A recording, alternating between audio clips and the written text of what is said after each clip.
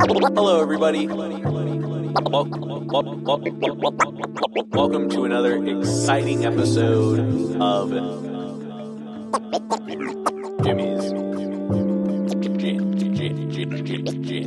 Jimmy's Jam Box. This is not a podcast. This is a show.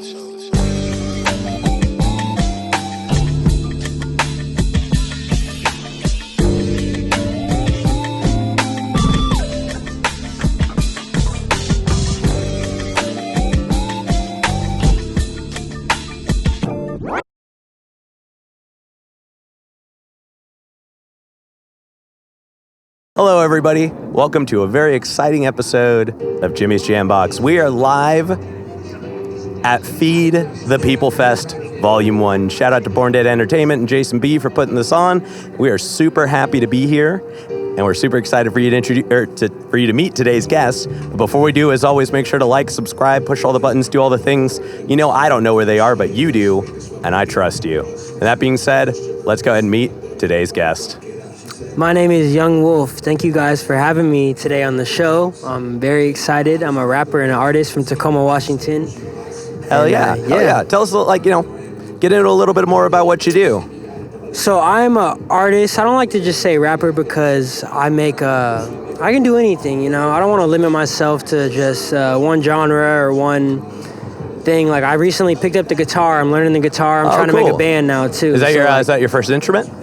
Yeah, very first instrument I've ever played. But I picked it up when I was 22. I wish I would have picked it up when I was 5. Yeah, I gotcha. So I'm from Tacoma, and I found music when I was in my junior year. I had a really low point in my life, and I listened to music all the time, and then I started trying to make it. And at first, it was really like spiritual and like in tune with yourself and like all the problems going on in the world. And then that became kind of hard and difficult to do. Like, I would find myself writing for like 6 hours on one song, and then I was like, fuck, let's just make it simple and make it fun. Because, like, being real, nobody nowadays wants to listen to that around a bunch of other people unless they're at a concert where they want to see that person. So I was like, okay, let's make some fun shit. And then I did, and then I started throwing parties, and after that, it just started to take off. So I was like, yeah. And then I realized then and there, I was like, this is what I want to do. I don't want to go to school. I do not want to go to school. It's music. I dig that. And, you answered so many of the early questions just in your 2 answers. I dig that. So we're going to go ahead and jump right into a fun one. This is one we ask early on. It's definitely a crowd favorite. What was the first album you ever bought with your own money? With my own money? Yeah, like the first one that you were like, I want to go get this, went and got it. Oh, so the first album I ever bought was, I don't know if you're familiar with them, this rapper named Hobson. Yeah. I bought an album by Hobson, and it was called, what was it? It was, Knock Madness. Knock Madness was the first album I bought. That was a good one, too. It was. That was a good one. And everybody makes fun of him now because it does kind of sound corny now, but when I was at that age, Hobson, I was like, I want to be like Hobson. Yeah. I mean, he was a big inspiration, I'm not going to lie. He definitely really had something in the beginning, too. Did, I think he kind of went a direction. He has one of those diehard fan bases. Once you get that, then you're like... Well, man, I was so excited for him to be like doing stuff with strange music. I wish it would have still gone that direction. Yeah, you know what too. I mean? And then things happen, though. Life happens, though. You know, I only wish the best for him, for sure. But definitely. I would love to see like a return of Hobson. That was the first album I bought, though, was Knock Madness. Hell yeah. I mean, quality album. It was great. And now tell us about the first show you ever went to that you wanted to go to. So not like one mom's or dad's brought you to. Yeah, like the first one you were like, I want tickets, got tickets, went. The first one I went to was Joey Badass. Okay. He was opening up for Logic. I didn't care about Logic that much. I knew a couple songs, but I went strictly to see Joey Badass. I went and got the meet and greet to meet him. I met him. I was like, yeah, dope, because I love Joey Badass. And it doesn't make sense because it doesn't reflect on my music and what I make. Like, you wouldn't think I'd be inspired by that. But Joey Badass is one of my top 3 artists. He's my top 3 artists. That's definitely a super solid choice, too. Yeah. Super solid choice. I went there with my dad. It was me and my dad. I mean, did you stay for Logic? No. No? Okay. I wish I did, though, because it was crazy. It was very lit. Man, there was a time during The Greatest Story Ever Told. I think that's the name of the album. Don't quote me on that, internet. I'm sorry. But it just like, that was just a time, you know what I mean? Yeah. Like that album hits time so to be different. alive, yeah. Yeah, so I wonder if like that was like if that was around the time, you probably missed it. But if it was after that, I think you were I might have fine. missed it, but I wish I would have caught it. Hey, it happens, I'm though. always late to shit. I'm It always happens. late to It shit, happens. no matter what. All right, now let's go ahead and get into some more like artist-focused questions. Okay. And let's start with the easy one. How did you pick out your name? So originally, before Young Wolf, my name was at first just TJ Streets, like my name. And then I went to some weird shit. I was like, called like Lil Flex or some weird shit. Like just, it's cool. It's fun. It's cool to laugh about now. And then I went into Young Wolf in my junior year when I really started taking music serious. I've always liked wolves, just like their whole persona and how they are. Like, they're just like a beast. They're like something you won't fuck with. And then I just like learned about like how some wolves are like a lone wolf away from the pack. Yeah. And at that time of my life, I was super depressed, and that's how I felt. So I was like, okay, lone wolf, and I was like, okay, let's just be Young Wolf. I'm young, fuck it, let's be Young Wolf. And then I was like, yep, that's the name, and it stuck. It stuck. It worked that's the how it best. is. Yeah. That's how it is. I dig that. Yeah. Now, take us through your writing process. Okay. And the two things to focus on is what do you do when you start a song, and what do you decide to make it decide that it's ready to put out? What is the moment where you're like, all right, this is good to go? Okay, so the craziest thing is, I'm super picky. Producers hate me, but if I don't hear the beat right away, right when it's 3 seconds in, if I'm not feeling it, I'm not feeling the beat. But there's been some, of course, where it's like I have to listen for a second to get it. But most of the time, I have to feel the beat right away. And then when it comes to writing, I've always been good at putting myself into situations that I've seen but never experienced, and then writing about it.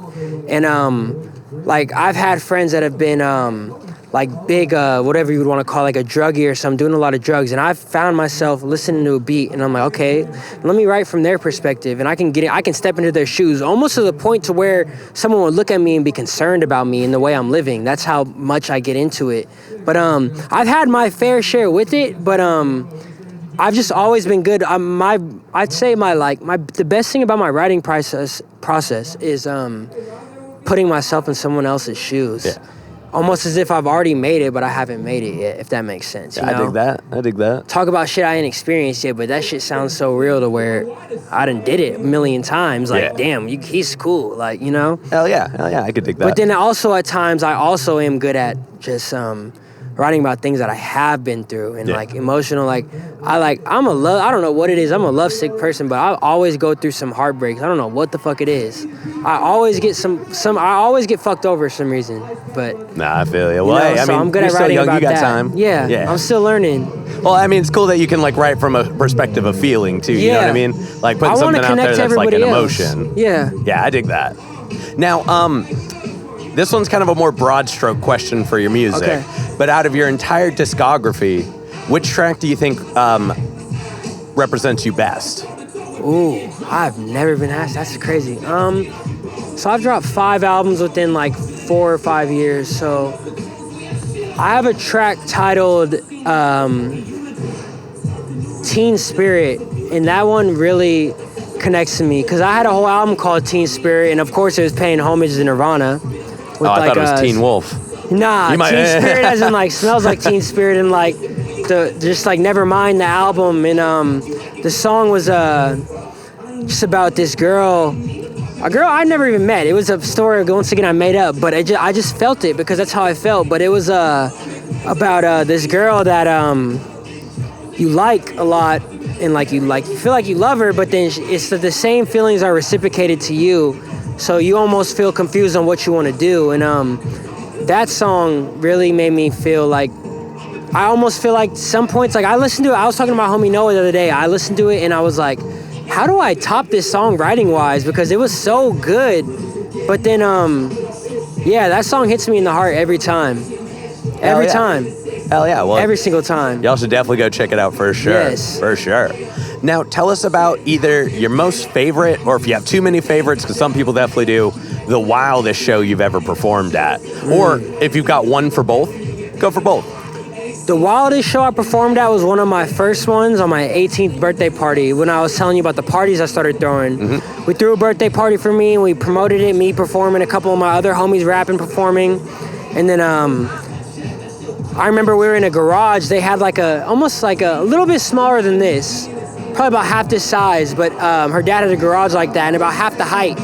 And I remember performing and I remember grabbing on the rafters on top and just hanging upside down, and I just jumped off and everybody caught me. Damn. And that's when I knew I was like, yeah, this is what I want to fucking do. I feel alive during this because like my whole life I grew up, in second grade I got diagnosed with ADHD and I've been taking meds ever since. Like I took them today, but I just always felt out of place and out of character sitting in the classroom, and I never been the type to study and like do my homework and that until the last minute because like it's just, if it's something I don't want to do, I'm not going to do it.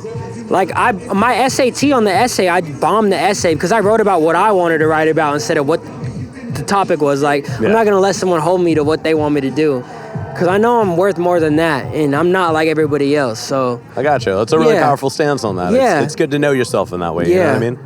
Hell yeah. All right, now we're going to jump into some hypothetical questions. Okay. These are always a lot of fun. If you could work with any one artist who's currently alive, and if it's a band or a group, you got to pick one person, who would it be? Currently alive? Fuck, that just killed a lot of my options. Yep. It always narrows it down a little bit. Currently alive, I really would want to work with, it's a weird thing, but statement, I would want to work with Morgan Wallen. Okay. Yeah. And why do you say that? I mean, his music it's amazing, it's genius, and it's catchy. And I just feel like me and him could work well together. I just like his whole vibe, everything about him. I'd want to work with him. Hell it's just like tight, just two different genres coming together. And he's already did it a couple times, like with Lil Durk. But I definitely would want to work with Morgan Wallen for sure. Hell yeah, I dig that. Now, subsequently, who's a local artist that you're aware of that you haven't gotten to connect with, but you would like to? Ooh, a local artist out of Seattle named Highway. I want to work with Highway. Okay. He's local, but he's major. Now he's signed and everything, but he's a rapper from out Seattle, but I'd love to work with him. Well, if anybody knows him, work with him. Highway 2009. Put it in the comments, make it happen. Let's do this. Let's do it. Now, this one's a fun one, so just sky's the limits on this answer. If you could perform anywhere in the world and all the logistics were taken care of, so power, stability, crowd, access, like you don't have to worry about any limitations, but anywhere on the planet, where would you perform? Tacoma Dome. Okay. Tacoma Dome. Okay. Sure. No doubt. That's still my dreams of this day. It's my biggest, selling out to Tacoma Dome. That's my goal. All right, yeah, that unlock. I an appreciate arena that. concert in Tacoma Dome, and I'll be good for the rest of my life. It's hometown. I'm from Tacoma, you know? I grew up going to concerts there and seeing people there. Like, that's my goal, to Tacoma Dome. Perfect. Well, hey, it's headlining show at the Tacoma Dome. Not too far from here. It's not far at all. It's possible, too. We passed it on the way up here. We stopped in Tacoma to do It's a beautiful venue, too. I love it. Yeah. Hell yeah. All right, and then the last of the hypothetical questions. If you had to do a completely different genre than any genre you've done before, so if you've like blended genres on a track, you can't pick either of those. It's got to be one you've never performed before. What would you pick? Indie rock. Okay. Indie rock. Well, that makes sense with how you're moving towards the guitar. Yeah, indie rock for sure. I bet. Indie rock or grunge. Okay. One of those two. I can see the Nirvana influence that one. Yeah. Grunge for sure, actually. Scratch indie rock, grunge. All right, bet. All right, now we're going to go officially wrap things up. What do you have coming up, say, end of August, beginning of September? End of August, beginning of September. For me, you can look from a couple singles coming out. I stopped dropping albums a lot and started focusing on just dropping singles because I had people hit me up like, damn, I never heard this song before. I'm like, damn, bro, it's been out for 3 years. And I just thought like, oh, it's because it's on an album. Like, when you hear an album, you skip through it and skim through it. You don't listen to it. But singles is one song that you have to focus on. So I've been focusing on singles, a lot of singles. I have a lot of singles coming out. I might drop a little EP, but nothing more until then. Hell yeah. All right, I can dig that. Now for this next one, go ahead and look at the camera and give us like the ats, the plugs, how they can find you. Yes. So my name is Young Wolf. You can call me Bloody Wolf. You can find me on Instagram at Bloody Wolf. That's BLOODEWOLF, not DY. BLOODEWOLF. You can find me on Twitter at Bloody Wolf. Same thing. Yeah, those are my socials. That's all I got is Twitter and Instagram. Yeah. Apple Music's Young Wolf. There's a couple of them, but you'll see my picture. Bad. Smile. And then any other plugs, any other shout outs, anybody else you want to put on while you're on here? Shout out Born Dead Entertainment. Everybody, I want to shout out big my shout out brother Born Dead and Noah right Jameson. here next to me. Oh, y'all might be seeing an interview from Noah in a little bit too. Don't even worry about it. Yeah, shout out my bet. brother Noah. My day one, but it feel like we ain't day ones. We day ones, but we not day ones, if that makes sense. Shout out to Noah, my mom, my dad, my girlfriend Ashley, everybody, Everybody that supported me from beginning. When people used to laugh at me, the people that stuck around me when they were laughing at me, shout out to y'all. I love y'all forever, for life. Bad. All right, now we've got one last question, but I'm going to steal the camera for just a second. Okay. As always, y'all, please make sure to like, subscribe, push all the buttons, do all the things. I don't know where they are, but you do, and I trust you. And now let's do this last question.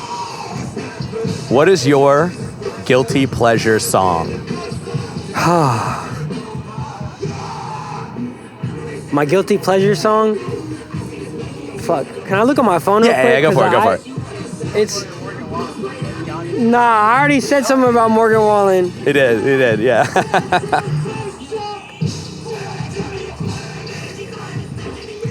Oh, fuck. Hold up, I gotta look at my... It's a pop song for sure. Nah, go for it. Oh, yeah. It's Paparazzi by Lady Gaga. Okay. I mean, that one's a banger. That one's a banger. Shit. I don't care what anybody says. Lady Gaga, Paparazzi, that's my shit. That's my guilty pleasure song. Anytime you put that on, I swear to God, I'll sing the whole song. Hell yeah. It's my song. Yeah. Solid choice. Yes. All right, y'all. We're going to go ahead and wrap this up, man. Thank you so much for joining us Thank today. you I really for letting me on the appreciate show. it. This has been another exciting episode of Jimmy's Jam Box. I'm Jimmy. And I'm Young Wolf. And we're signing off. Later, y'all.